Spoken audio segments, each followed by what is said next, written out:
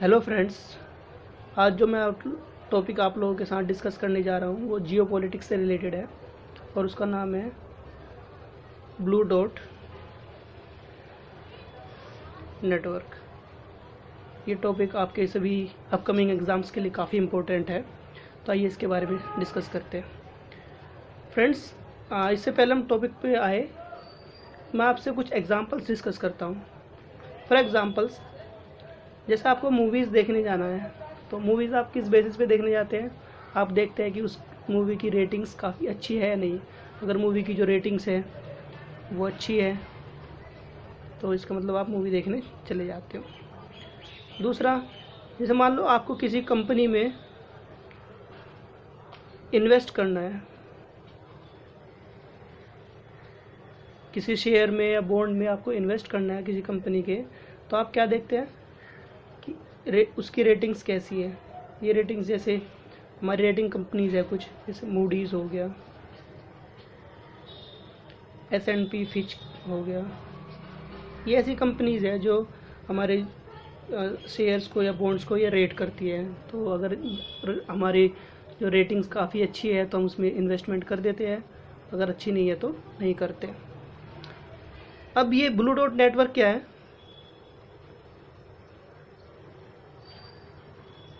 Blue dot network भी एक ये रेटिंग्स का ही तरीका है, रेटिंग्स का या सर्टिफिकेशन का।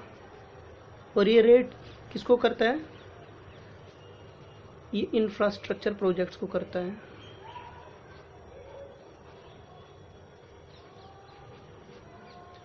यानी जो इंफ्रास्ट्रक्चर कुछ पैरामीटर्स होंगे,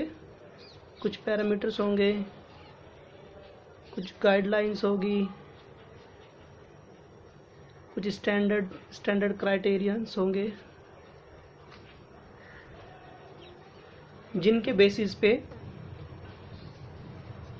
जो प्रोजेक्ट्स हैं, इंफ्रास्ट्रक्चर प्रोजेक्ट्स, उनको रेट किया जाएगा।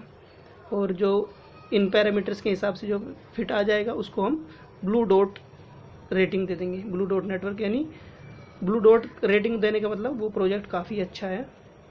अच्छा का मतलब हम ऐसे कह सकते हैं कि वो फाइनेंशियली वायबल है, या फिर रिस्क फैक्टर बहुत कम है। कुछ फैक्ट्स देख लेते हैं इससे रिलेटेड, BDN से रिलेटेड। ये एक US led multi stakeholder initiative है। मल्टी स्टेक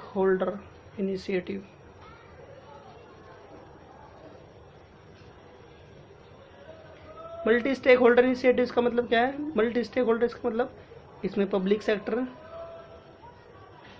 प्राइवेट सेक्टर और सिविल सोसाइटी ऑर्गेनाइजेशंस साथ में आएगी। सबसे पहले क्या करेगी ये? पहले तो ये पैरामीटर्स फिक्स करेगी। मैंने बताया ना, पैरामीटर्स होंगे, कुछ स्टैंडर्ड्स होंगे, कुछ क्राइटेरियाज होंगे, ये फिक्स करेगी। और इनके बेसिस पे जो इंडो पैसिफिक रीजन में कंट्रीज़ में है, इंडो पैसिफिक रीजन कंट्रीज़ में जो इंफ्रास्ट्रक्चर प्रोजेक्ट्स हैं उनको रेट करेगी। आइए मैं इसको आपको समझाता हूँ कि ये इस रेटिंग से फ़ायदा क्या होगा। फ्रेंड्स, मान लीजिए एक कंट्री, अफ्रीकन कंट्री, मान लीजिए कोई साउथ अफ्रीका है। यहाँ पे ड्रिंकिंग वाटर क्राइसिस, आप लोगों को पता होगा कि रिसेंटली इशू में था, ये काफ़ी ड्रिंकिंग वाटर क्राइसिस है यहाँ पे। तो इनको क्या करना है? डिसैलिनेशन प्लांट्स लगाना है। अब गवर्नमेंट चाहती है कि इसमें ना बाहर से इन्वेस्टमेंट आए, बाहर से इन्वेस्टमेंट या तो प्राइवेट एंटिटी करे या पब्लिक एंटिटीज़ इसमें इन्वेस्टमेंट करे। तो अब ये इन्वेस्टमेंट कब करेगी? अगर मान लो ये जो रेटिंग का हमारा सिस्टम है, अगर हमने इसको रेट कर दिया कि ये अच्छा प्रोजेक्ट है और हमने इसको ब्लू डॉट रेटिंग दे दी, इसका मतलब जो ये पब्लिक और प्राइवेट सेक्टर से है जो इन्वेस्टमेंट करना चाह रहे हैं वो इजीली इसमें इन्वेस्ट कर सकते हैं।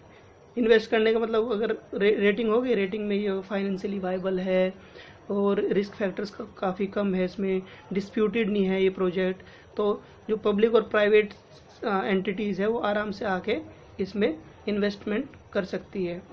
तो ये ब्लू डॉट नेटवर्क का पर्पस है। इस कंसेप्ट को अमेरिका ने कब लॉन्च किया था? नवंबर में, लास्ट ईयर, लॉन्च इन नवंबर 2019।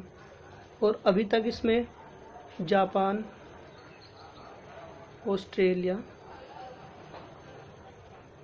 इसके मेंबर बन चुके हैं इस इनिशिएटिव के। और यूएसए ने रिसेंटली, आपको याद होगा कि डोनाल्ड ट्रंप ने इंडिया विजिट किया था, तो यूएसए ने इंडिया को भी इनवाइट किया है इसका मेंबर बनने के लिए। फ्रेंड्स, कुछ एक्सपर्ट्स का मानना है कि ये जो BDN है वो यूएसए ने चाइना का जो BRI इनिशिएटिव है, यानी बेल्ट एंड रोड इनिशिएटिव है, इसको काउंटर करने के लिए बनाया है। आप लोगों को पता होगा कि जो BRI के थ्रू चाइना एशिया, यूरोप और अफ्रीका के कंट्रीज़ में प्रोजेक्ट्स को फाइनेंस करती है।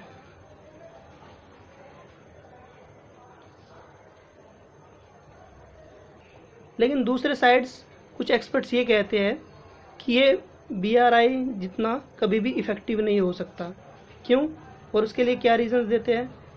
एक ये रीज़न देते हैं कि एक तो ये मल्टी स्टेक होल्डर इनिशिएटिव है, तो उनमें आपस में कोऑर्डिनेशन हमेशा, लैक ऑफ जो कोऑर्डिनेशन कभी नहीं बन पाएगा, यानी there will be lack of coordination between the multi stakeholders, between the various stakeholders, तो उनमें हमेशा कोऑर्डिनेशन की कमी रहेगी। दूसरा एक रीज़न ये देते हैं कि जो चाइना का BRI जो इनिशिएटिव है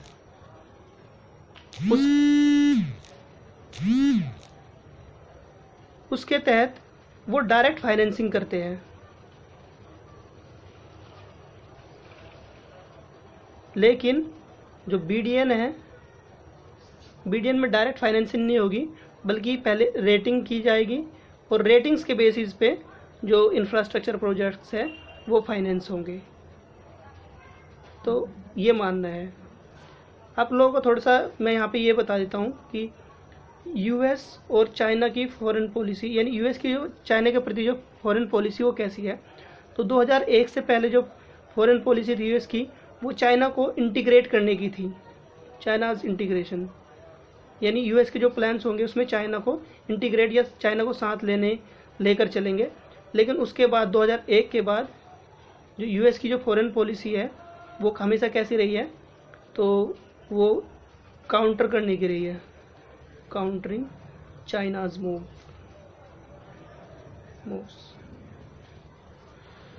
तो फ्रेंड्स, ये भी नया कंसेप्ट है और बाद में देखते हैं क्या होता है, वो कितना इफेक्टिव होता है। आज के लिए इतना ही काफ़ी है। Thank you.